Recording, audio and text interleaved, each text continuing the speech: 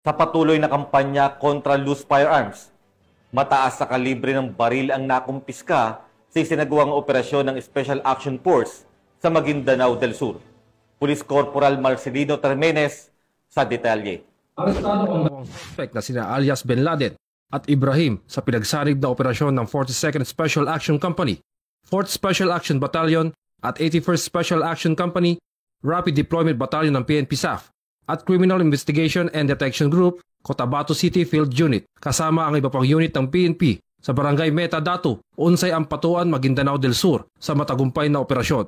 Ang operasyon ay sinagawa laban sa mga sospek bilang bahagi ng kampanya kontra loose firearms at paglabag sa Republic Act 10591 o Comprehensive Law on Firearms and Ammunition Regulation Act. Nasamsam mula sa operasyon ang 4 na 5.56mm rifles, isang Ford na sasakyan at isang bagahe. Nasa kustodiya ngayon ng CIDG Cotabato City Field Unit ang mga naarestong sospek at nakumpiskang ebidensya para sa wastong dokumentasyon at disposisyon.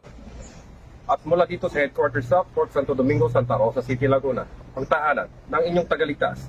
Ako ang inyong PNN correspondent, Police Corporal Marcelino Termenes, alagad ng batas, taga-taguyod ng Balitang Pulis.